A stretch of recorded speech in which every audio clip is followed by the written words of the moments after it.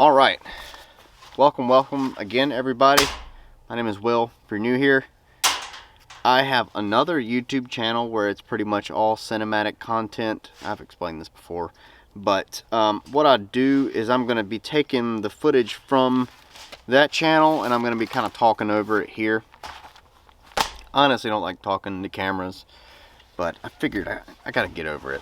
So this video is on some things that I have learned throughout the years. My wife and I, we have been trying to live off the land, and we're about 60 to 70% of our food comes off the land now. But we have been working at that for about 6 years now. It's taken a lot of time.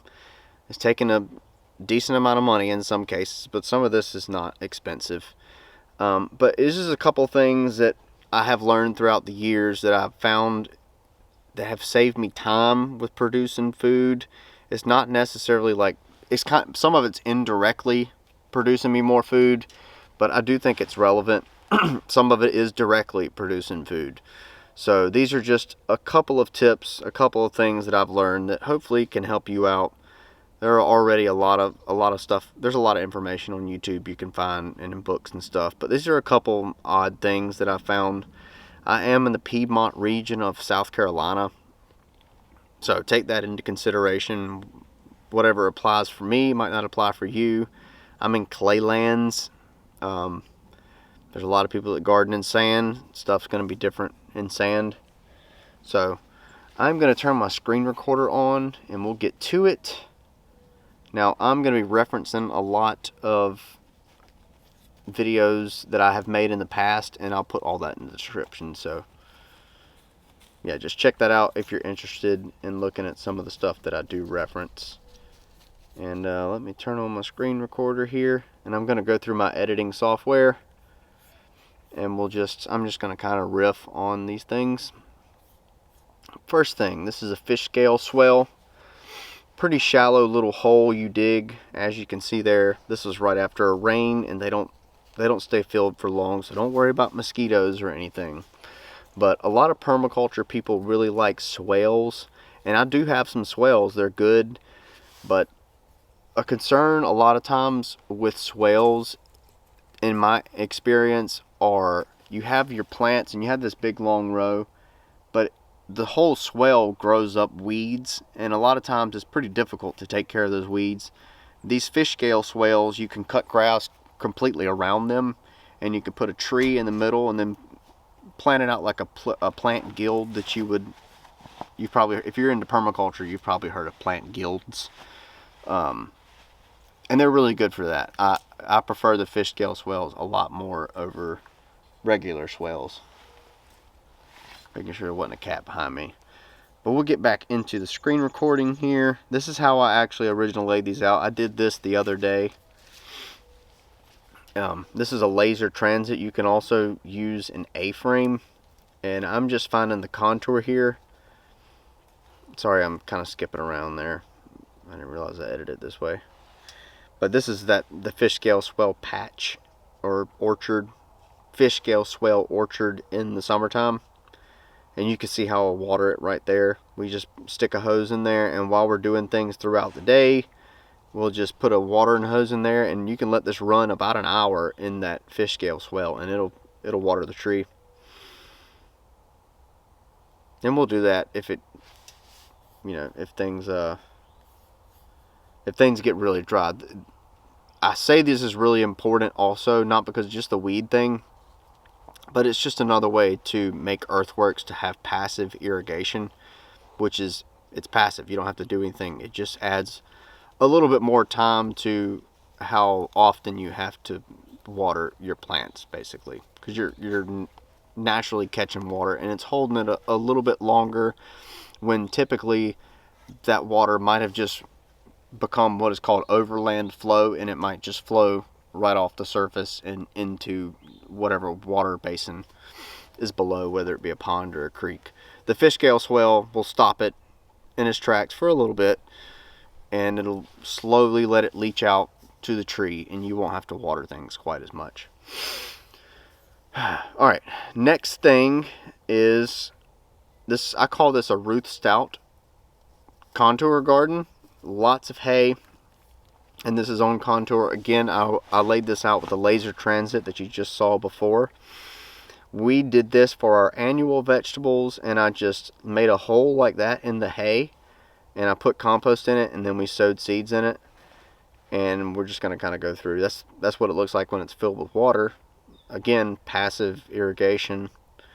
And we planted all heirlooms in this garden because it does have weeds that pop up with this. But the heirlooms grow really quickly, so they're a good choice for it. I have a whole video on this process that goes into a lot more depth. Look in the link in the description, you can find that. But we grew a lot of okra and cowpeas in here. This is a really nice garden that I'm going to do this a lot more. We actually did till in the beginning of this. I'm not a complete anti-till person. Here on my property, I actually don't till at all. But there are reasons to till sometimes. Don't fall into the cult into believing that tilling is always bad. It's just not true. Things do like growing in almost 100% disturbed ground, like lamb's quarters and a lot of annuals. This is the garden mid-June. This was about 3 weeks after I planted it. Look at that. There's sunflowers in there also. Not heirloom sunflowers. But yeah, the Dutch Fort pumpkin's in there as well. Just look at that. That's amazing growth. What I'm showcasing here is a little bit of the heirloom seeds. It's very important that you should be doing that. A good tip. But really the Ruth Stout contour garden method is kind of what I'm really trying to showcase here, and just how good this did. This is the garden probably late July, early August. Just amazing growth.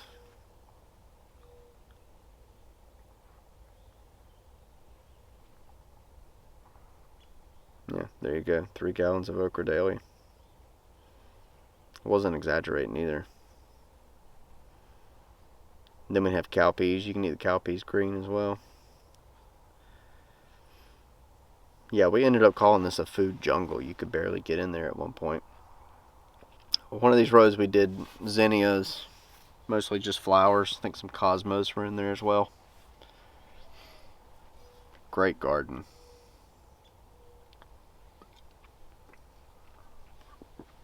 We did have a couple morning glories take over in there.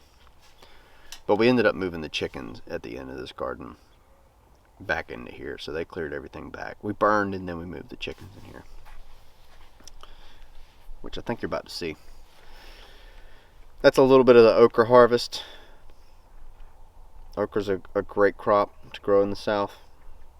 I have a whole video on different types of things that I grow here that do really good for me, and I went over the okra and this Dutch Fort pumpkin that you see right here. Talk about a massive food. And the cowpeas. This is chicken and dumpling cowpeas. Again, these are all heirloom seeds from our area of South Carolina. And yeah, we went through them burning, and I almost could put burning as a lesson for growing food. I use burning a lot, but it's very dangerous. You have to be careful. I've almost burned down the woods here. Maybe not a couple times, but I have almost done it before. Alright, this is a really cool thing that I started doing this past year.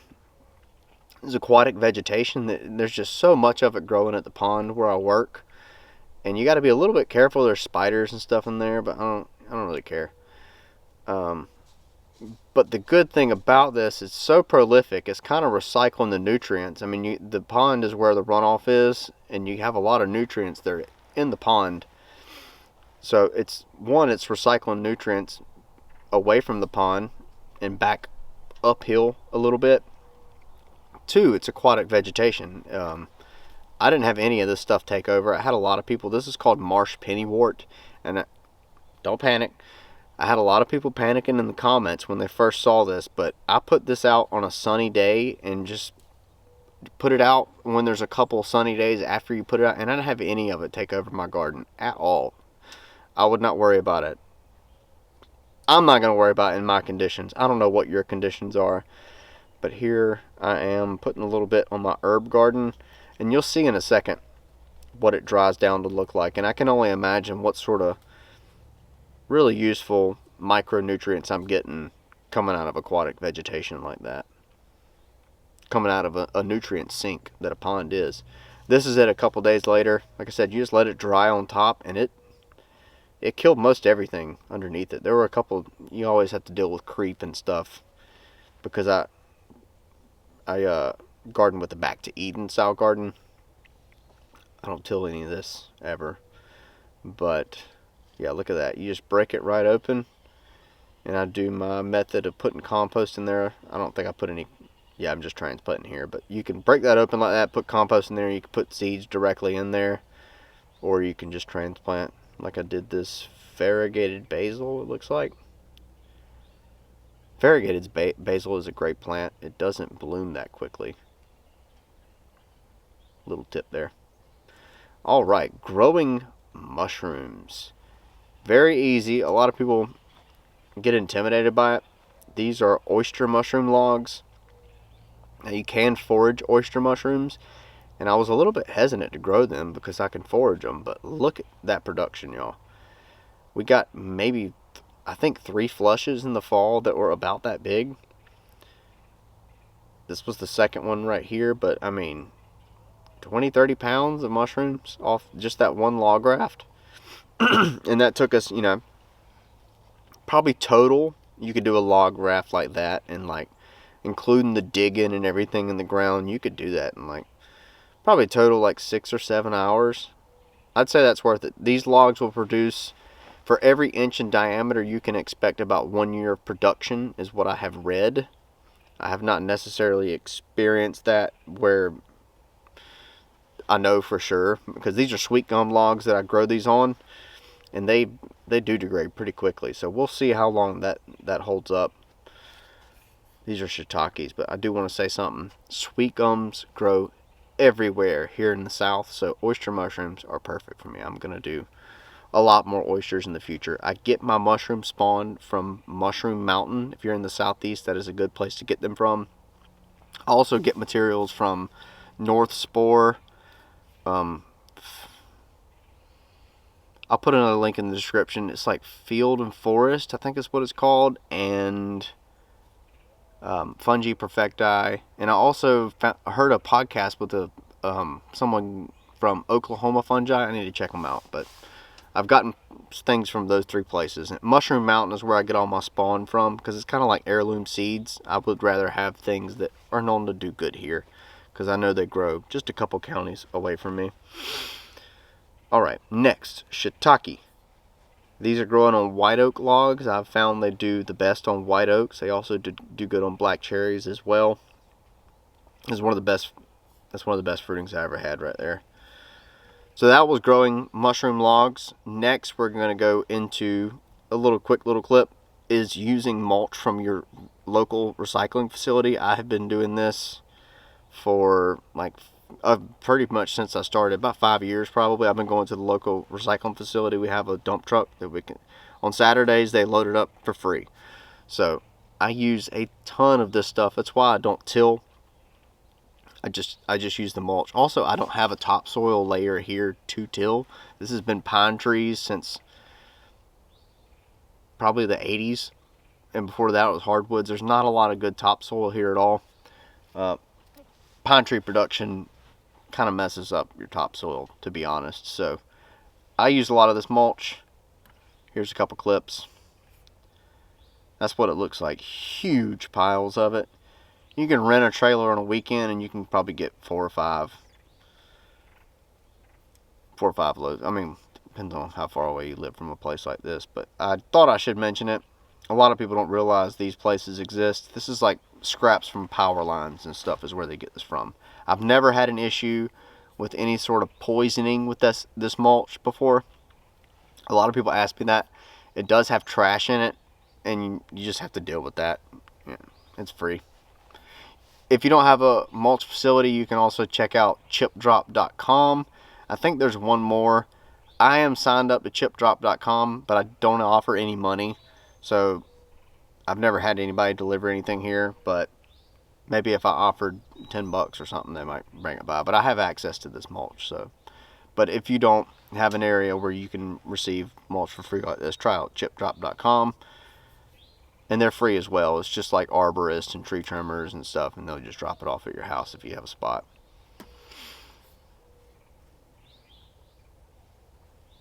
Alright, next thing is just foraging in general. A lot of people forage for plants. This is a reishi mushroom. But you should learn how to forage mushroom and just get into it.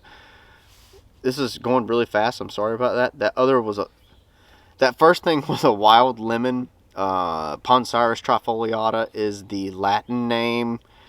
I can't really eat it here. It makes my stomach hurt a little bit. So we use it as a cleaner. But I'm going to kind of just rattle off a little bit of this stuff. I have a whole video on things that are good to forage here for beginners. So I'll go through just a couple of clips here of things that I have found and just how prolific of food items you can find foraging. Like, don't just write it off. You should go take a mushroom class and you should take a mushroom class and you should go foraging. It's definitely worth it. Chanterelles, wood ears, russulas, mulberries, can forage those. This is called a Berkeley's polypore. Pawpaws, delicious. I love pawpaws. These are boletes. Boletes are definitely not a beginner mushroom, but look at that beautiful yellow on that. Pretty mushroom. Russula, again, not a beginner mushroom, but we find a lot of those. I think it's really pretty. That green on there. This is a summertime mushroom. Also, there's a lot of winter mushrooms. That's why another reason that foraging is so important. You can find a lot of stuff in the winter. Look at that dehydrator. Slapful. Yeah, there's wood ears and more of those wild lemons. As I said, Taylor can use those lemons, but I can't. Walnuts, Dryad's saddle, aka a pheasant's back mushroom. Turkey tails, a great medicinal mushroom. Oyster mushrooms. Brickcap mushrooms. Never found these wild, but apparently you can. Blackberries. Everybody knows about blackberries.